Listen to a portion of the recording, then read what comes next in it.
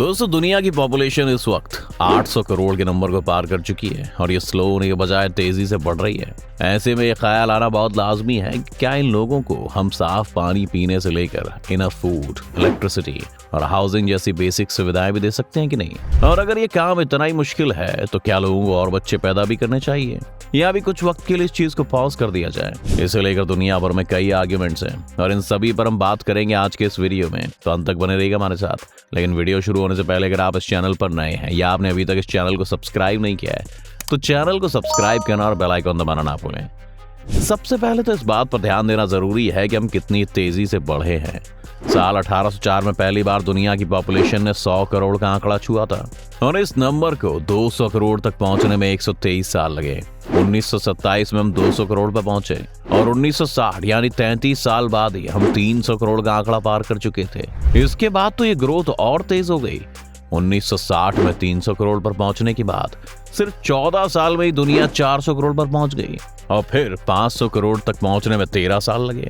600 करोड़ का आंकड़ा हमने इसके 12 साल बाद छुआ और अगले 12 साल में यानी कि 2011 में हम 700 करोड़ के आंकड़े तक आ गए थे और अब 2022 चल रहा है, यानी कि 11 साल में हमने 800 करोड़ का आंकड़ा भी पार कर लिया। अब ये आबादी तो तेजी से बढ़ रही है लेकिन धरती पर रिसोर्सेज तो लिमिटेड ही हैं और इकोनॉमी की ग्रोथ रेट भी इतनी नहीं है कि इन सभी लोगों को एकोमोडेट कर सके। एक अनुमान ये बताता है कि साल 2034 तक हम शायद 900 करोड़ के आंकड़े को भी छू लेंगे। तो हमें जल्दी अपना बर्थ रेट कम करना होगा, पर परेशानी ये कि अगर बर्थ रेट कम हो गया तो फिर क्या हमारी पॉपुलेशन में यंग लोगों की कमी नहीं हो जाएगी। ये सवाल काफी कॉमन है लेकिन इसका एक अच्छा जवाब ये है कि यंग लोगों की जरूरत इसलिए होती है ताकि वो काम कर सके और इकोनॉमी को आगे बढ़ाया जाए। जितनी ज्यादा फैक्ट्रीज होंगी उतने वर्कर्स चाहिए होंगे। घर बनाने से लेकर सब्जी बेचने तक के लिए किसी की जरूरत है, लेकिन इसके साथ हमें बदलती हुई टेक्नोलॉजी को भी देखना होगा।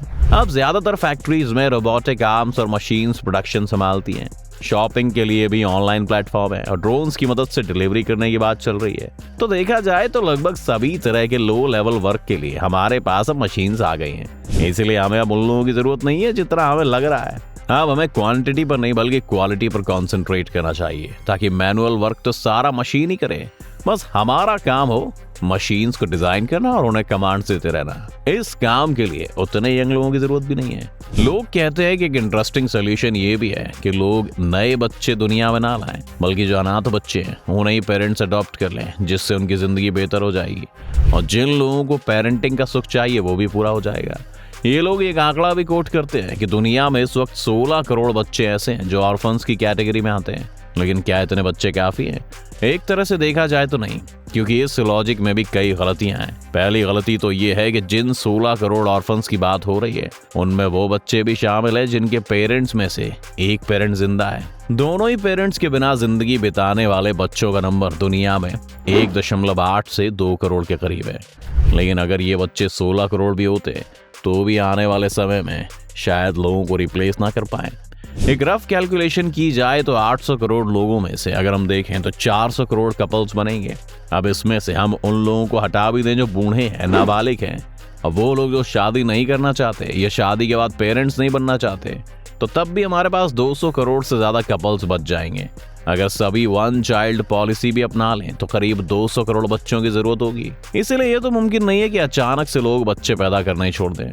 ये तो कोई इकोनॉमी के ढंग से जनसंख्या की बात, लेकिन सभी कुछ लेन देन का विषय नहीं होता है। इसलिए दुनिया भर में एक नई अलग तरह की फिलॉसफी भी काफी पॉपुलर हो रही है जिसे एंटी नेटलिज्म कहते हैं।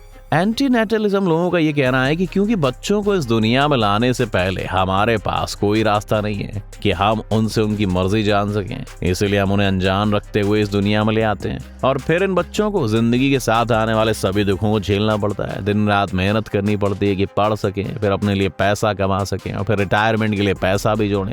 एंटी नेटलिस्ट लोग इसी वजह से बच्चे पैदा करने को गलत मानते हैं, क्योंकि उनका कहना है कि जो भी लोग किसी बच्चे को इस दुनिया में ला रहे हैं वो उसके साथ एक बड़ी नाइंसाफी कर रहे हैं। अब आपको ये बात थोड़ी अजीब लग सकती है। अगर लॉजिक से देखा जाए तो आपके मन में बात चल रही होगी कि आखिर अगर कोई बच्चा पैदा नहीं करेगा तो दुनिया आगे कैसे बढ़ेगी, हमारी स्पीशीज का क्या होगा। पर यहीं पर ये फिलॉसफी आपसे एक सवाल पूछती है कि आखिर क्यों हमें अपनी स्पीशीज को आगे लेकर जाना है। आखिर ऐसा क्या हो जाएगा कि अगर हम किसी दिन मार्स पर भी पहुंच गए तो तब भी दुनिया में तकलीफें तो रहेंगी, तब भी लोगों को पैसा कमाने के लिए काम करना पड़ेगा, तब भी दुनिया में क्राइम रहेगा और लोग खुद की जान को जोखिम में डालते रहेंगे, तब भी एक्सीडेंट्स होंगे और लोगों को दर्द सहना पड़ेगा। महात्मा बुद्ध ने भी कहा था कि लाइफ इज अ सफरिंग, जब तक जीवन है तब तक हम सफर करते रहेंगे। इसलिए हिंदू और बौद्ध धर्म में मोक्ष का रास्ता है, जो एक तरह से ये भी कहना चाहता है कि पैदा होने से ही सारी परेशानी शुरू होती है, लेकिन मोक्ष पाया हुआ आदमी जीवन के चक्र से आजाद हो जाता है। मॉडर्न टाइम्स में इसकी व्याख्या करनी हो तो ये विचार भी एंटी नेटलिज्म की थ्योरी का समर्थन करता हुआ दिखाई देता है। एंटी नेटलिज्म की थ्योरी पर आप शायद अभी भी कन्विंस ना हो, क्योंकि एक आर्गुमेंट तो आप भी दे सकते हैं कि कोई जानबूझकर तो उन बच्चों को इसलिए पैदा नहीं कर रहा है कि उनकी जिंदगी मुश्किल हो जाए। ये सब तो जीवन का हिस्सा है, और अगर हम बच्चों को पैदा होने से रोककर उन्हें जिंदगी में सफर करने से बचा रहे हैं तो साथ ही हम उन्हें जिंदगी के सुख भोगने से भी तो रोक रहे हैं। ये पॉइंट भी इस फिलॉसफी के सामने काफी बार आता है, और तब इसे क्लियर करने के लिए सियारा शिफ्रिन नाम की एक राइटर ने गोल्ड मन्ना की कहानी लिखी। इस कहानी में गोल्ड मन्ना एक काफी अमीर आदमी था जो अकेले एक आइलैंड पर रहता था। उसे इस बात का एहसास हुआ कि वो अपनी इस खुशी को लोगों के साथ भी बांटना चाहता है। इसीलिए उसने डिसाइड किया कि वो अपनी दौलत अपने आसपास वाले आइलैंड में रहने वाले लोगों को बांट देगा। लेकिन इन दो आइलैंड की सरकारों की आपस में नहीं बनती थी, इसीलिए डायरेक्टली पैसा ट्रांसफर नहीं किया जा सकता था। गोल्ड मन्ना ने एक प्लेन हायर किया और $5 मिलियन की गड्डियां बनाई और उनको प्लेन के दूसरे आइलैंड पर ड्रॉप करना शुरू कर दिया।